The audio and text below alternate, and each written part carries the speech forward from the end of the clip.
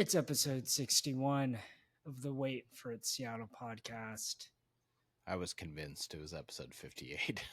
You were time traveling. You had some Yeah. Marvel time traveling action Multiverse. going on.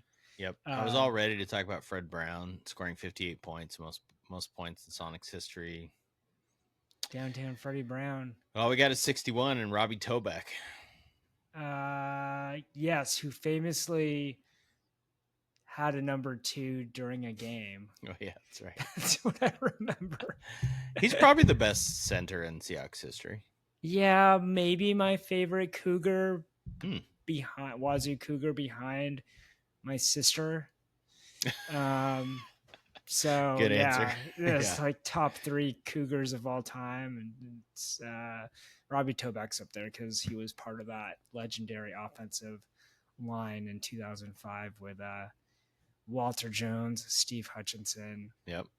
Who were the other 2? Who was on the right side? I believe it was Chris Gray at right guard and Sean Locklear at right tackle. Yeah, how about that? We're ready for Seahawks season, baby. Let's go. Let's go. Can I tell you something about that, actually? So I've been driving around this summer, and as I drive around, different times of the day, I listen to sports radio, and there's times late at night or early morning where it's not Seattle sports radio yet, right? It's national. Yeah. And this weekend, nationally, I was driving early, and I thought, God, this is going to be awesome. Like, they're going to talk about baseball, and they have to talk about the Mariners. And Kev, all they talked about on both the Fox radio and ESPN radio was NFL preseason football. It's the ratings, man. I know. People and I just get it. Love NFL football. Yeah. It's by far, popularity-wise, the biggest. But I got to think there's more sports fans like us out there who, like, I love the NFL. I watch every week it's on. I will watch a random NFL game. I will not watch a random MLB game. Maybe I'm answering my own question. Yeah. But I don't want to hear about preseason football. Preseason is the worst it's ever been. It's pointless.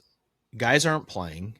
The Seahawks played virtually no starters last week. They should just do joint practices, no preseason games, and just go into the season. Yeah, that's a great idea if you don't want to make any money. I actually have a funny thing to bring up with you. Okay. And I'm interested to get your thoughts on how all this went down. So me and my buddies have been in this fantasy football league for 5+ years, keepers, maybe 7 to 8 years. The issue with this league is our main friend that brought us into this league is not really friends with the other half of the league that brought us in. Okay. And so the commissioner sent out an email. You know, you've been the fantasy commissioner. Yep. Like, is everybody coming back? That type of deal. Yep.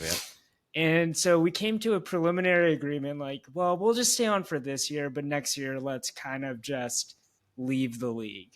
And the problem is we're kind of a pact. So this turned into this like revolution type of like, okay, strategically, how do we do this? Okay.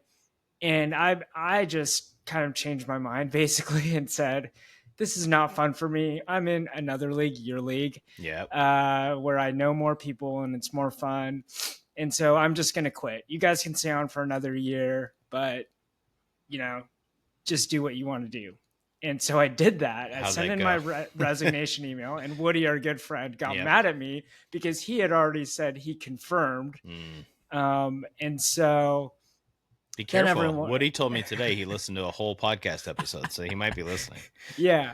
And, now everyone's like, all right, let's just all leave. Like, and then how do we leave? Yeah. Does someone send a friendly text like, oh, by the way, half of your league is leaving, so you have to fill 5 spots. It's rough because, I think there's probably a lot of people like us who, I love fantasy football. Yeah. I like fantasy WNBA. I like fantasy baseball, but fantasy football is the best. Nothing beats it. It's the reason why it's a big part of why so many people are watching the NFL. I think it pulls people in. It does suck when your league disbands in August. It really sucks. Yeah. I've been in that spot before where everybody just like the leagues fell apart. Yeah. And you're looking for a good one. And that's part of the reason the league you're in with me, I created. And it's not even to the point I want it to be, because the league I had before, this is similar. We had a league where we in-person drafted, and it's so hard to find a way to do that. Yeah. It was so fun. We would just give each other crap. We had a big board with stickers you'd put on it. So like it comes with pre-populated name stickers. Yeah. And if somebody would draft someone who didn't have a name sticker, you're just clowning them because you're like, the company didn't even make the sticker of the person who drafted, right? Or the guy who's drafting 3 kickers or whatever. You can look at it.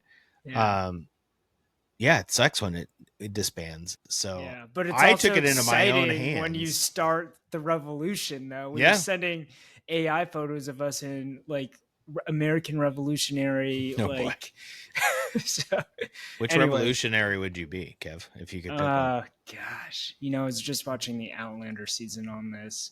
Oh, wow. George Washington obviously would be the easiest.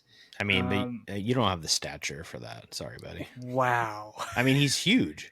I don't either. Crispus Attucks Yeah, from the Boston Massacre. Yeah, it's a good one. Yeah. I've ever told you my Boston.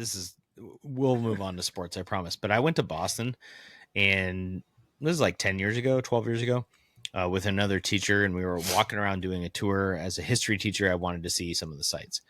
And I was going to the Boston Massacre, and I was at the site, and I'm like, there's nothing here. I couldn't find anything. And I was going around in circles and circles and circles, and all they have is on the ground. You have to look on the ground. There's like a flat plaque or a marker for where Crispus Attucks was getting shot in the Boston Massacre. That's pretty cool. It's kind of cool and weird that you can't really find it. So, because my phone kept telling me I was there. I'm like, what's happening? I made the teacher I was with, shout out to Adam Othman, our drama teacher. I made him take a picture of me like this, like I was getting shot, so that I could use it for my class. That's great. I used to teach a lesson on the painting because the painting is complete fiction. It was like propaganda, but it's a pretty epic painting. Yeah, that's a great lesson. Kev, we're getting some serious history nerds in there. There's some people who really like this. Well, shout out to Dom Sally Blanchett, head football coach / history teacher. So there you go. I don't know if he teaches that, but if he does, there you go. Man, are you feeling good about the Mariners? You're wearing Mariners I was gonna say again. I mean, speaking of history, didn't you witness some history this weekend? Yeah, I witnessed some history. I mean, I'll just tell you my takeaway from. Yeah.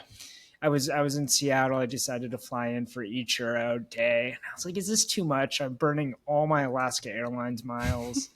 I ended up flying first class back because that was the only ticket left on the airplane.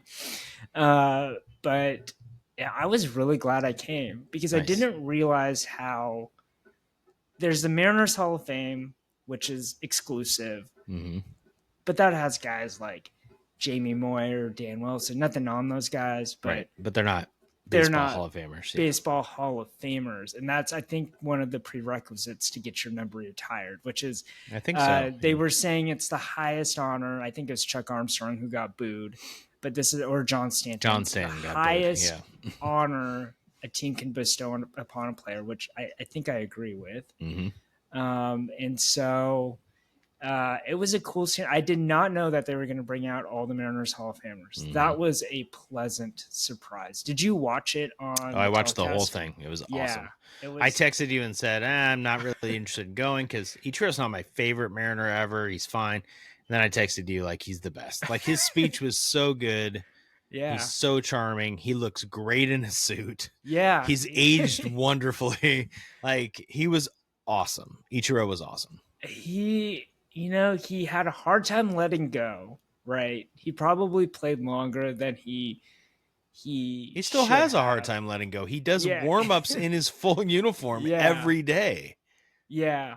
Yeah. And he still takes batting practice in the batting cages and everything. So one thing that I thought was really interesting is if you think about the Mariners franchise history and you juxtapose it to the very extreme would be like the LA Lakers or Boston Celtics, where these teams and teams and their success have been around forever. Or the Yankees with all their retired players. And all those guys are dead. Or a lot of them are dead. All those guys are dead. You look at the Mariners, and really everyone that's been a great is still alive, right? The oldest Mariners Hall of Famer is Alvin Davis. He still works for the organization. He was there. Yeah. And he's been there every time they've had one of these things. Dave Niehaus is the only person that has passed away. And I thought that was really cool because also there's links between every Mariners Hall of Famer. So you go from Alvin Davis to Ken Griffey. And then Ken Griffey links to Felix. And then Felix will link to whoever's next, right? Well, Griffey probably links to Ichiro to Felix to whoever's next. That's a good speculation, right? So I think that's just cool because I think it's a unique thing, not just amongst baseball, but also sports. I'm trying to think of a parallel where it's a really young, kind of a youngish franchise, and there's this level of star power, Hall of Fame power. They're probably. Where often do you get Ken Griffey Jr. Right, and Randy Johnson in the same? Like, no other franchise has that. Well, there probably is, but you're right. Yeah. I mean, it's always shocking if you include Edgar and you include Ichiro and you include A-Rod. The amount of elite talent in a short time is pretty insane, which is also why it's pretty frustrating to Mariner fans sometimes that we have 4 playoff appearances in the franchise history and no World Series. I'm jealous of you though, because I was just a kid during the 90s. And not that you weren't just a kid, but you kind of probably understood the significance of those 90s teams, and you've been able to live through the Ichiro era, the Felix era, and now this new era right after the Felix thing, like the Julio Cal Raleigh era, right? You've had it all. Yeah, those of us who are in our mid 40s, like it's kind of cool. Like the Sonics had been around since the 60s, so my parents could talk about the Sonics and go into games in cheap seats when they were in college and stuff. But the Mariners 1977, Seahawks 1976, right? Having those 2 franchises start basically right before I was born. So growing up with those 2 franchises and in a city that really, if you think about Seattle, it kind of grew up in that time too, to this sort of major metropolis overpriced city that it is now.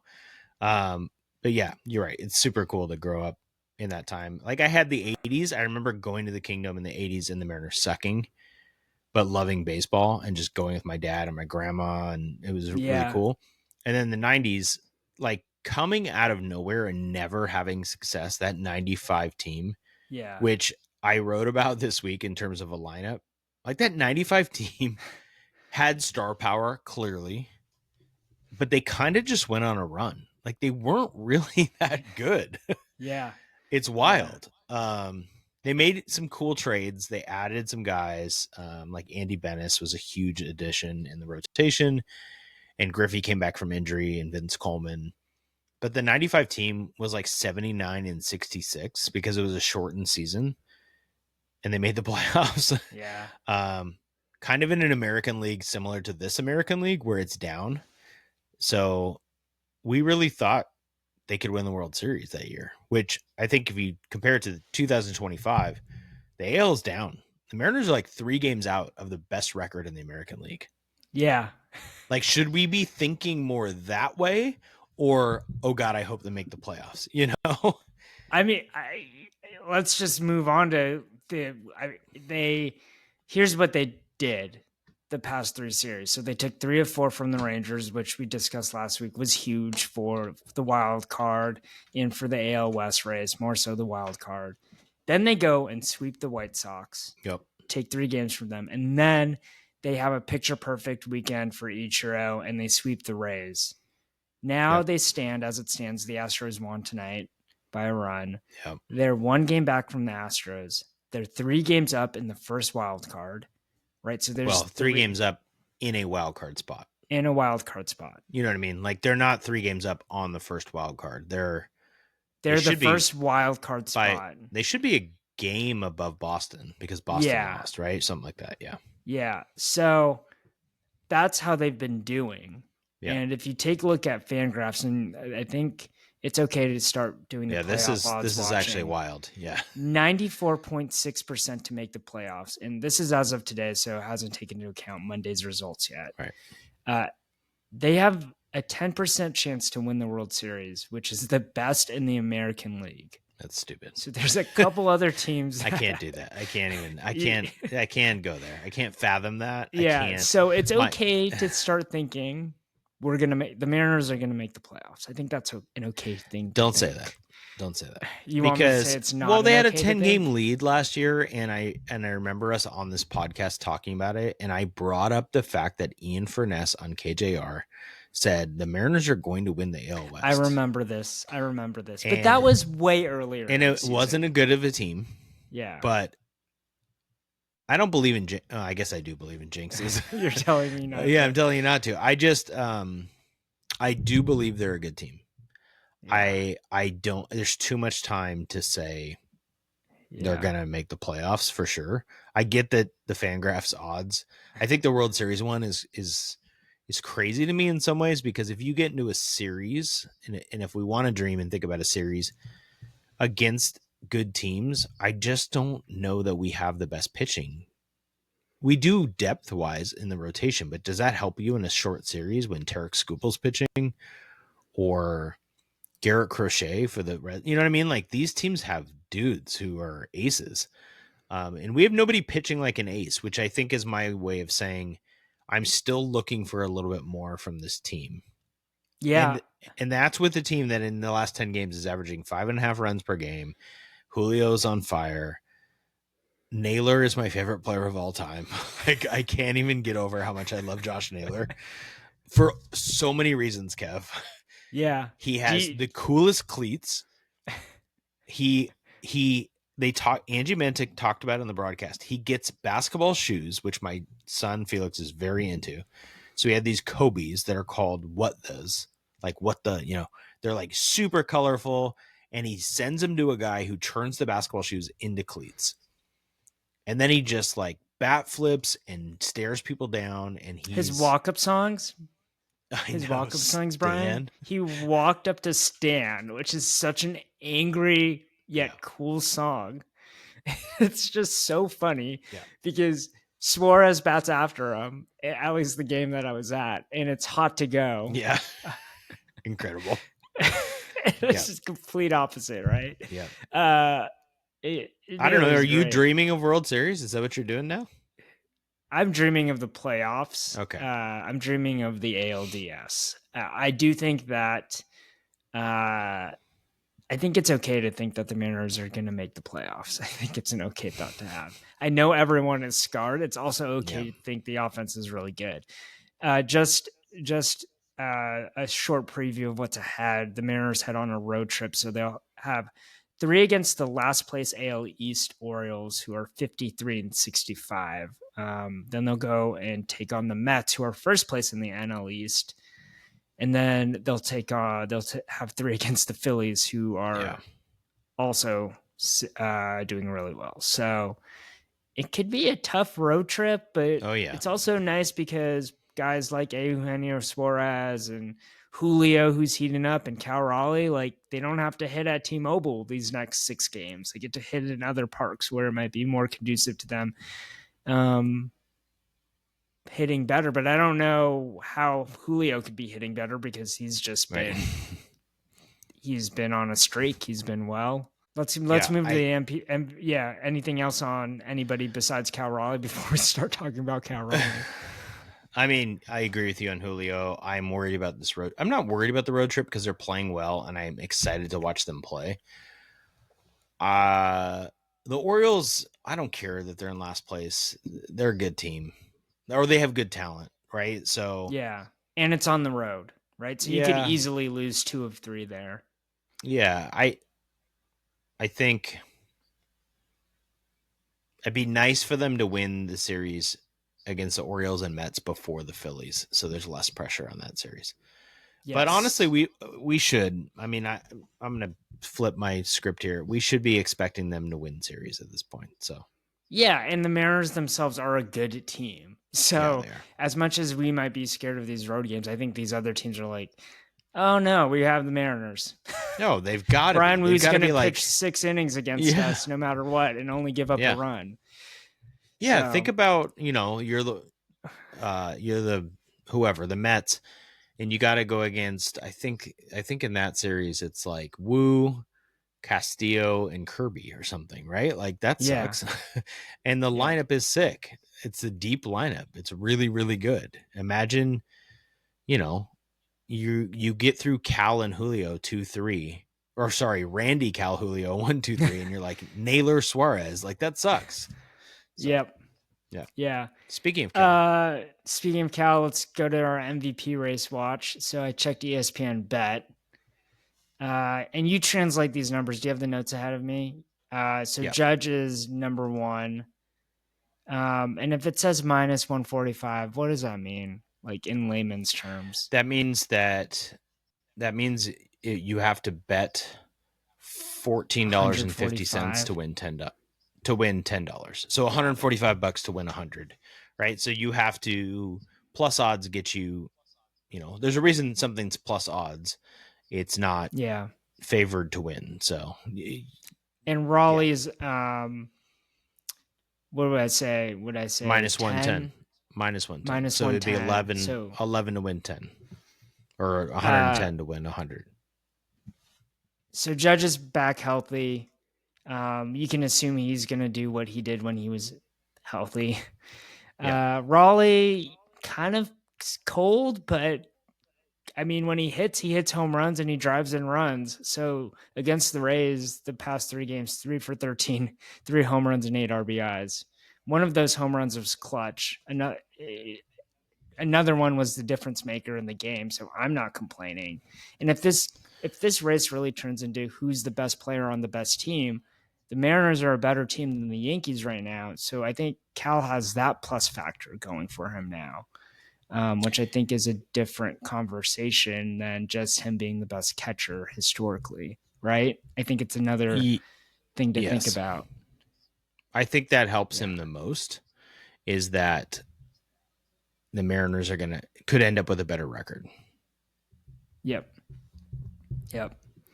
And right now, so he's 45 home runs and 98 RBIs, and it's August 11th. So his numbers are going to be really, really good. Yeah. I think that's all on the Mariners. Did you have a good time seeing David Artsma on the John Olerud was a nice surprise, honestly. He looks bored he looked bored as usual. Randy Johnson kind of looked bored even when Ichiro was talking about him, which was weird. He talked about him for a chunk of time. He totally did. Yeah, he was really nice. And I think he appreciated it, but Randy's just kind of Randy. Yeah, David Ardsman was funny. Goody looked awesome. Goody's outfit, he looked great. Yeah. Everyone's like, Goody. He's still the hottest Mariner. It doesn't matter like how old he is or if he's balding. By the way, Rick Riz's, it was windy. I thought his hair was gonna fall off at one point, man. I was getting a little nervous. Yeah. It's great time to be a Mariners fan if you're at that game. Just like, you can't beat it. 2 Cal Raleigh. Yeah, I mean, I was talking to someone back to backs. I was talking to someone today, and you take this even bigger picture. It's a great time to be a Mariners fan because, like, today we were talking how bummed we were they don't play. Looking forward to them playing is awesome. That's a good feeling in August. So let's hope they have a good week. Compound that with Seahawks football and Husky football. Come on now. So we had but it's Seahawks preseason football. So can we really get excited? Did you watch it though? Did you watch it? I watched some. Did you watch? I watched some. You watched some. Yeah, I had to watch some of it too. I saw some clips of our boy Gray Zabel blowing people up, and I got excited. Yeah. Did he blow up Max Crosby, or was that just our fullback that did that? He did block it. Blow up's probably strong. Zabel played a few snaps. Well, and he got leverage and pushed him back, right? So like he didn't get pushed back into the quarterback. Zabel seems like the real deal. So that's exciting to me. Yeah. But you're right. Tell me about your excitement for our fullback. Robbie Otts. Oots, I think. Like Oots. He was in that first series just laying down blocks. Yes. Like, take me back. It's not I formation, but take me back to some Max Strong vibes, right? Mm-hmm. Just clearing the way. I'm looking forward to it. Okay, so let me tell you what I heard from some of the reporters. Like, I think it was Corbin Smith and maybe Brian Nemhauser. You know, there's great Seahawks coverage on social media, and Mike McDonald talked about it after the game. So there was a play apparently where the Raiders went to a defensive formation where they brought a safety down. I think it was Patrick Chin came down into the box, and it was not something the Seahawks had practiced against, right? And Robbie is a freshman, a rookie fullback. So they hadn't practiced it. So McDonald's like, well, we'll see what he does if he blocks the right guy.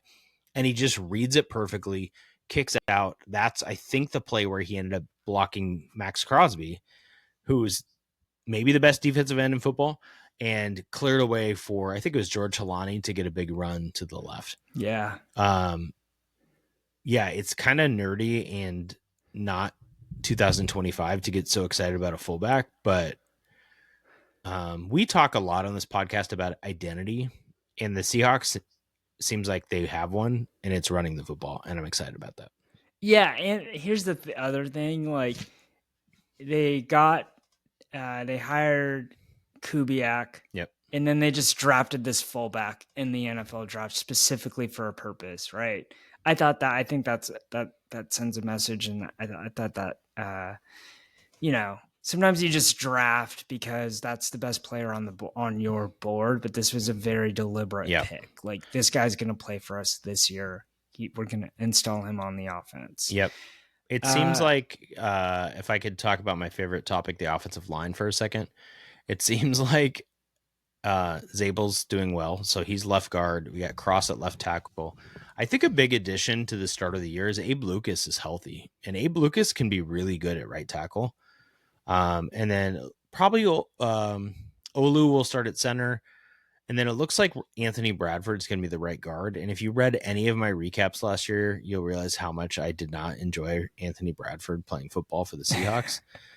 But I don't know. He's probably the best option, which isn't great. But if you have a better Lucas and a better left guard than you've had in years with Gray Zabel, in a scheme, in a fullback, maybe.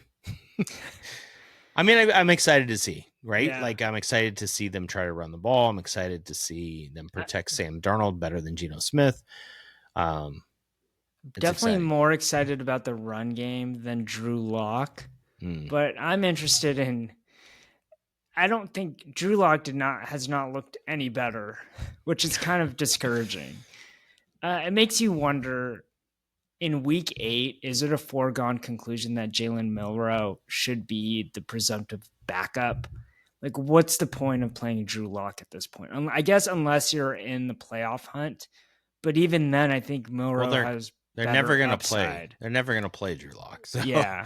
I think he's the backup because Jalen Milroe is not ready. So if you listen to, I listen to Seahawks people who watch practice and know better than us, right? And it sounds like his accuracy and his just like he can make the throws, but his footwork's not there. Like, some of the stuff of just being a polished quarterback is not there. I really hope they use him on game day for some package stuff where he can get out and run. But if you told me like Sam Darnold went down with a season-ending injury, I would 100% want to see Jalen Milroe and just see what happens. Instead of rolling out Drew Lock. I don't want to watch 6-11 football. Like, if it's 6-11, I want Milroe to play. You know what I mean? Yeah. So, and I don't even know if that's an indication of how awesome I think Sam Darnold is. Yeah. It's just the drop off is big. I don't think Drew Lock can go win 10 games. Yeah. I don't think Jalen Milroe can either, but at least you would get him experience. So let's just hope neither of those things happen, Kev. Yeah. And then the last thing is just the short thing on the return of Gino and Pete Carroll. The Pete Carroll press conference after he was asked, was it weird playing at Lumen Field against your former team? And in response, Carroll said, at one point I was watching highlights on the video board and I saw the Seahawks make a play and was thinking, man, one of our guys made a great play. Yeah. And then I realized that was the other team, which was such a, it was actually a rare kind of unscripted, but very candid answer, which I really appreciated. And it totally makes sense. You're in that place since 2010, like 14 years of playing in that stadium, and then your first game back coaching is at that stadium for another team. Yeah, it's kind of really wild. Funny. Yeah. I didn't see the ovation. I'm sure Pete's was huge. I think I heard Gino's he got a good ovation. The story that came out this week that was bigger was that he flipped off a guy in the crowd. If you saw the sign, this guy had a sign that said, "Bigger bust, Geno Smith or Jamarcus Russell." And it's such a dumb sign because two things. Like Geno, he's a Raiders quarterback, but he wasn't drafted by them. Yeah. And it's not even a close comparison. Jamarcus Russell is an all-time bust. Geno's like a good quarterback. He it's came dumb. back. Yeah. But why Geno flipped that guy off, I also don't know. I mean, he's angry. It's an edge thing, right? Yeah, like, I guess. I don't know. It's preseason though, man. I just exactly. I thought on the Brock and Salk show, Mike Salk had an interesting comment this week that I wanted to get your take on. And I don't know where this falls in podcast land when you take a radio segment and make it into a podcast segment. But he said Geno Smith wasn't important enough to boo. That's actually very true. That's what I thought. It's like, wow, great point. And Brock Heward kind of played devil's advocate and was like, he has all these single season records because he had that great year. But Salk was like, Geno didn't win a playoff game in Seattle. Like, what are we booing for? That's dumb. It's a waste of breath. And I thought that's a good point. Like Russell getting booed or cheered is fascinating, right? When he came back with the Broncos. He is the most I think he is the most polarizing sports figure out of, when I put up that top 10, people either think he should be way higher or not even touch the top 10, right? Which I think is so interesting. That's totally interesting, right? Geno, like nobody's come to us and said Geno should be in your top 100. Like he's kind of just irrelevant to Seahawks history. I mean, he's going to go down. I don't know. There's going to be 5 other quarterbacks. We're going to be talking about them, and then we're going to do a top 5 years from now, and we're like, yep, Geno Smith owns every record. Yeah, he's going to have that's what I was going to say. He's going to have all these numerical marks, but when people talk about Seahawks quarterbacks, Russell and Hasselbeck will obviously be at the top, but then they're still going to go like Zorn and Dave Craig, and even like Warren Moon before they mentioned Geno. I think it was as time goes on because it just didn't win playoff games. Yeah, and it didn't mean anything. It was just like a blah team. Yeah. And he's not especially interesting or dynamic as a celebrity, right? So he didn't do anything to like make it interesting, I guess. Yeah. So, anyway. To be clear, we don't hate Geno. It's just that it's more like indifference. Yeah. So should we talk about the Sounders? Yeah. You may not know this, but my first class plane ticket got delayed.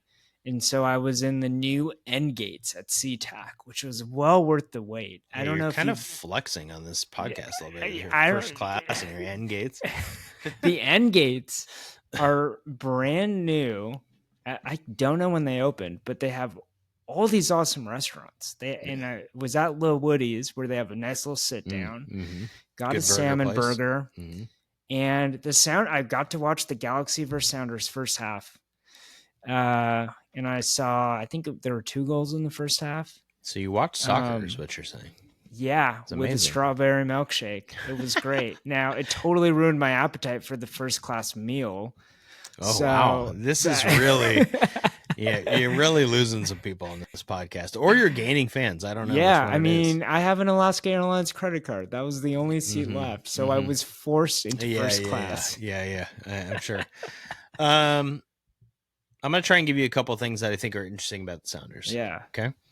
We'll see if I can do it. So, since the Club World Cup, and most people know this if they're watching the Sounders, but they haven't lost.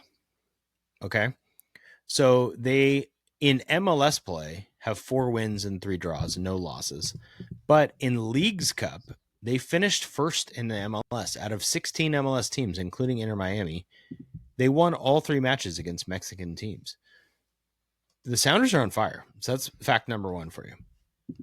Number 2, they are scoring at a silly rate right now. In fact, if I can get back to this page, sorry, as I'm scrolling here, their goal scored, if we just took MLS competition, which takes out Leagues Cup, in which they scored a 7-goal match, crazy. They have 43 goals scored this year in 25 matches. They had 51 all of last year and 41 the year before. So 2 years ago, they already have more goals than they had 2 years ago. One of the critiques we said in the offseason was they need to be more exciting. And I think they're accomplishing that, and they're scoring more goals. And to your point, you watched the Galaxy match. They won 4-0. Like, they just score now without Jordan Morris. And maybe I have a friend who thinks it might be because Jordan Morris is not there. Yeah. And it's not a knock on Morris. It's more like style of play. Like, the other guys and Morris might be redundant a little bit. So it like screws up the flow. I don't know, Kev. I know the Mariners are the story. The Sounders are really hot right now. Well, the offenses are hot. There's something in the water. Something in the water. Right? So they're 4th place in the MLS Western Conference right now. Just looking up the standings. Yep. So they got 41 points. They're up 4 points on their arch rivals, the LAFC. I know Portland's the real rival, but I don't know if LAFC is the right. I mean, it's just the hardest team they face. Just can't beat them. It's hard to beat them. I mean, they have, but it's hard to beat them. So they're 4th place, but they're only 4 points out of 2nd place, which is interesting. San Diego's 8 points ahead in 1st, so it'd be tough. It would be nice if they can keep it rolling. Which I think they can. I don't know. They play this week Minnesota, who's really good. Or to me, they're good. I don't know if they're standings wise. No, yeah, they're right above them, so that's a big one. They just got to keep it going. I don't know what else to say. I don't have a ton of soccer analysis here. They need to keep winning. It's interesting they have to balance Leagues Cup as they continue.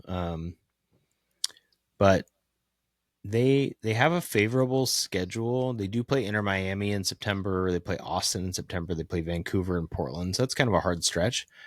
But they get the depth. They got all these young guys playing and scoring. I don't know. It's worth watching the Sounders right now, which you can't always say in the MLS regular season. Well, they were on FS1, but that just goes to tell you, like, unless I turn on Apple TV, I'm probably not watching the Sounders. Wow, what a downer. I thought we were talking about exciting things. Kev was just like, wah, wah. Sorry, I'm just transitioning to the saddest part of this podcast. Yeah, I was like, who else do you not want to watch right now, the Kev? Storm Wariometer. Yeah. Or it's like, what level of storm warning? Yeah. Are we looking at a squall, a hurricane, a tsunami? Well, they are free falling. Yeah. They are now in 8th place, which is the last playoff spot. So you're not going to go with my metaphor, is what you're saying? No, I don't know how to go for it. Who sings that song, Free Falling? I don't know. Tom Petty. Tom Petty. Yeah. Yes. They are free falling. Yeah. They are 3-7 in the past 10 games. Oof. They are in danger of not making the playoffs. I know. It's wild. They were at one point 4th place, maybe a couple weeks ago. I was saying, we were talking about whether they were a championship contender. Yep. I don't even know if they're a playoff contender. They're not right now. They suck. They are bad to watch. They are bad defensively. They have no clue as a coaching staff who they're playing and why. Now they're playing Malunga all kinds of minutes, and she's producing, but then they're doing it at the sacrifice of their best defender, Ezzy Magabor, instead of figuring out how to play them both or rotate them or offense defense subs. I mean, it's just they're a mess. Even with the acquisition of Brittany Sykes, who was their best player against LA. Yeah, scored 27 points. Yeah, they gave up like 97 points to LA. And the other problem is the teams around them that they're about to lose playoff spot to, like the Valkyries have the tiebreaker, the Mystics have the tiebreaker, so the Storm are screwed right now. It does not look like a team that can turn it around to me. They look lost. They look like to stick with the metaphor, they're a ship lost out at sea in a giant tsunami. There you go.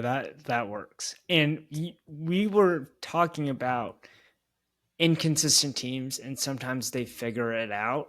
Yep. Right?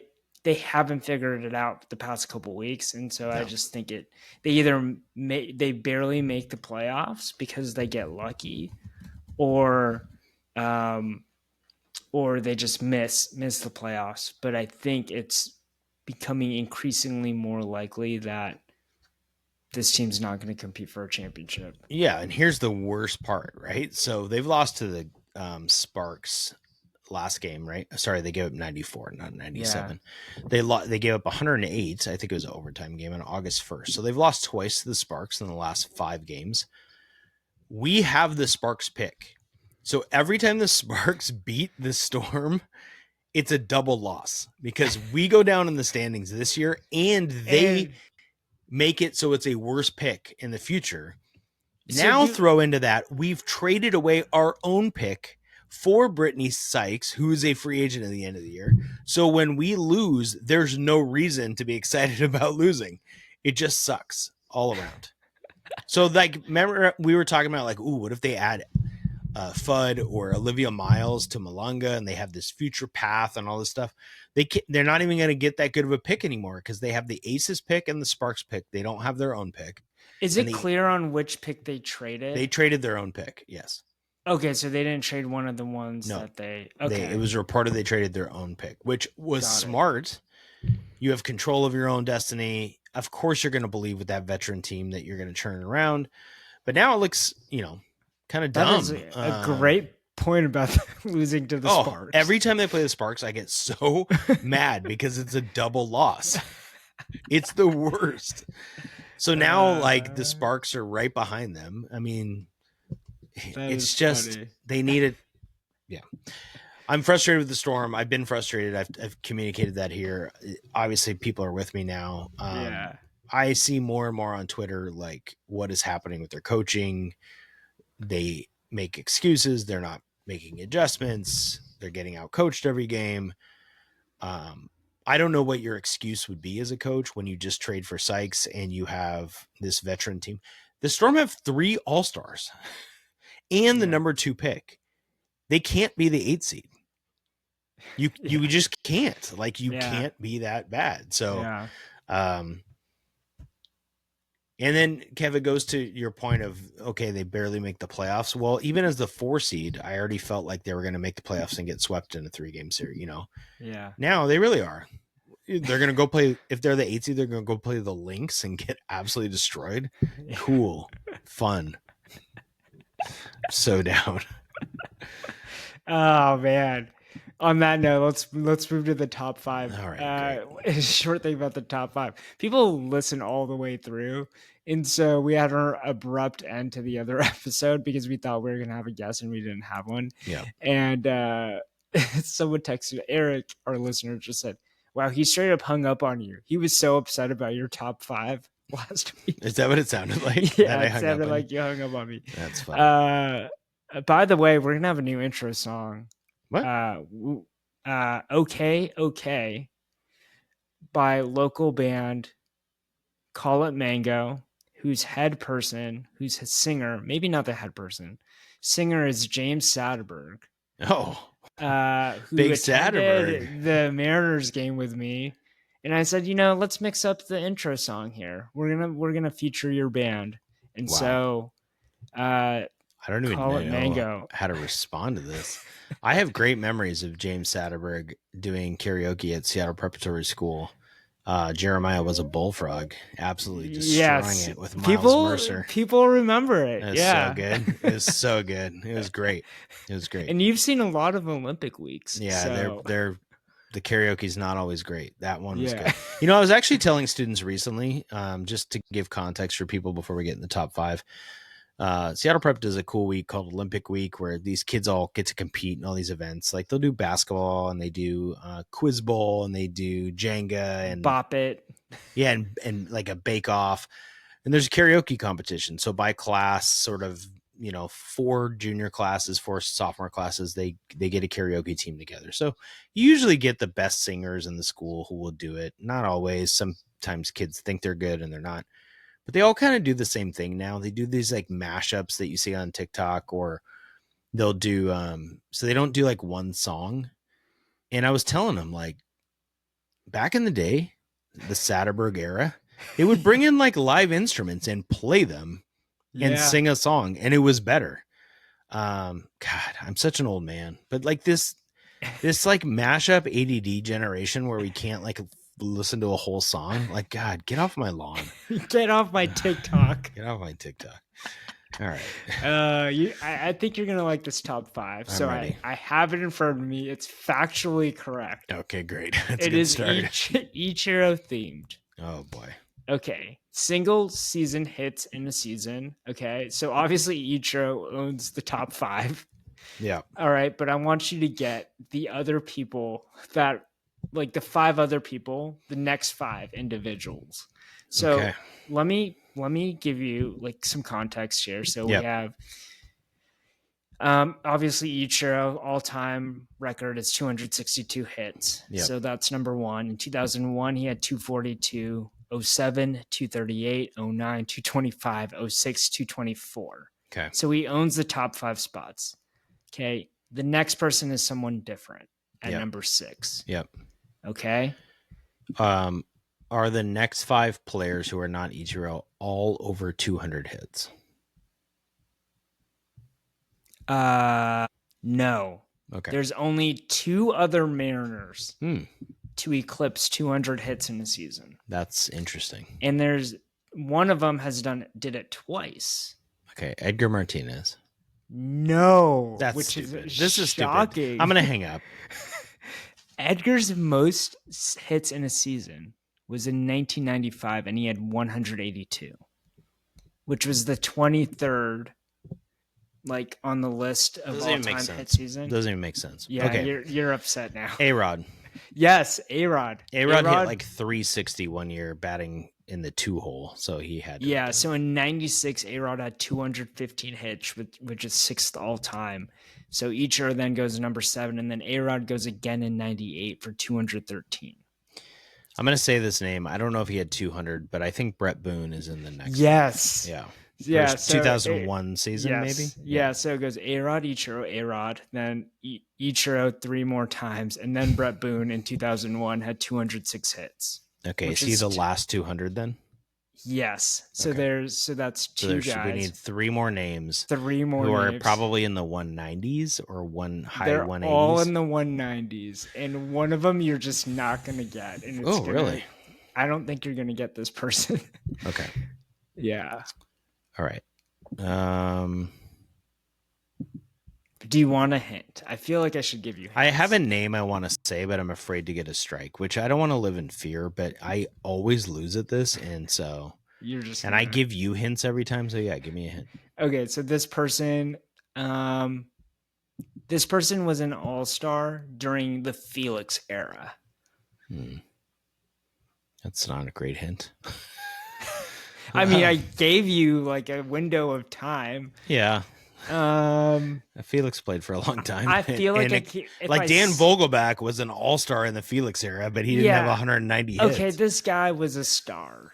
I think Robinson Cano is on this list. Yes. Okay. Robinson That's who Cano. I was gonna say. Yeah. Okay, so Robinson Cano. Robinson Cano had 195 hits in 2016. Okay, I need 2 more. So and what I would like you to do is give me a window of time. Yeah, the next guy's in the 80s. Okay, so is Alvin Davis on that list? No. That's all right. I'll take the loss. It's fine. Okay. Phil Bradley in 1985. Wow. Yeah, I wouldn't have got that. Had 192. God, what a year. And here's the one that this is why you were going to lose this no matter what. In 2008, Jose Lopez had 191 hits. Damn. Jose Lopez. I was not going to get that. Yeah, there's just no way. I think if you had said another second base, I would have probably said Harold Reynolds, to be honest. Even though I knew it wouldn't be right. Wow, that's good. Yeah, that's tough. The more shocking thing is Edgar never eclipsed 190 hits. It doesn't even make sense because he hit like 350 one year. But I think he must have had injuries all of those prime years because he would miss games. Yeah. What's crazy about Jose Lopez in 2008, that wasn't even his all-star season. So 06 was his all-star season. Yeah.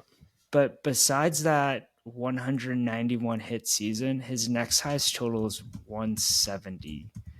So it's just an interesting, that's he crazy. had a weird pocket of years in Seattle. Can I, God, I gotta find this. Hold on. I'll save it for a different time. There's a player who had a first half when I was doing some research for best first halves in Mariners history. There's a player named Domingo Santana. Do you remember him? Yes. Okay. He had an incredible first half one year. Crazy good. And as good as Jorge Polanco? It's probably in that realm. I really want to find it now for you. Let me see if I can do it.